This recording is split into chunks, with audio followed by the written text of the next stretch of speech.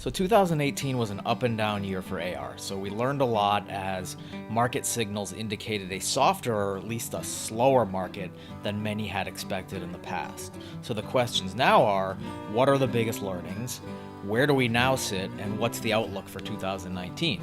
And these are the questions we tackle in the latest Artillery Intelligence briefing. So first off, we learned that mobile AR is scalable in terms of an installed base of smartphones in the billions, but active users are a lot lower than that, around 140 million. So it needs a lot more time in the oven, including the technology itself, the developers and their native footing, and consumer acclimation. And all those things sort of go together. But we're also seeing bright spots. So Pokemon Go has made $2 billion to date in in-app purchases, which is the business model we believe will be dominant in AR apps in the next few years. But what everyone's really waiting for is a killer app for truly world immersive AR. And we believe that that could come as soon as late 2019, which is about 2 years after the launch of ARKit, which is a historically validated time frame for killer apps. And that'll likely be communications, social, or utility oriented, all of which have the greatest potential stickiness and frequency of use. And utilities in particular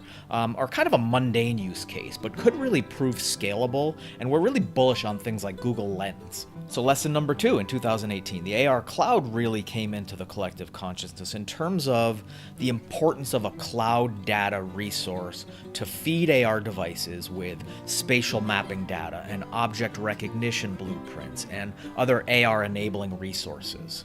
So several AR cloud startups launched in 2018, and one important concept that emerged was AR as a service, to basically provide AR cloud functionality and architecture and other capabilities for developers, and thus lower some of the barriers to AR. And the first example of that is Niantic's real-world platform, which will gain its footing in 2019.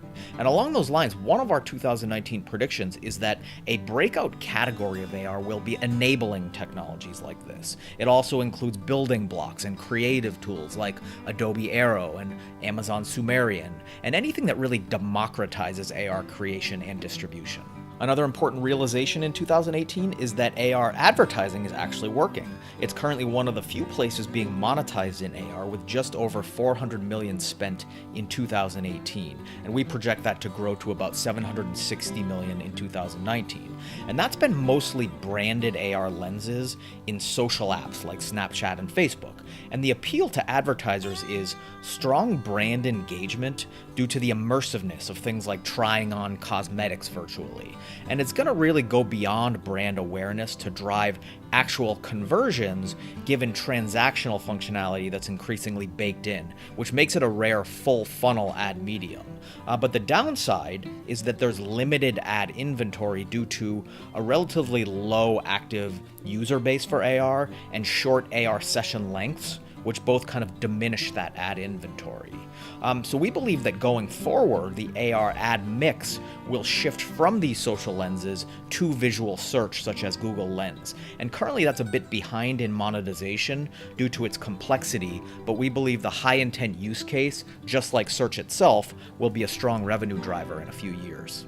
So those are just a few of our takeaways and predictions. You can see more in the full report, including a deep dive on enterprise, as well as VR, and what we can expect from accelerants like Oculus Go and Quest in 2019. And though the XR space collectively has really slowed down and kind of self-corrected a bit, we do see signals for evolution and real revenue in a few pockets of the XR spectrum in 2019, but they will require some strategic precision.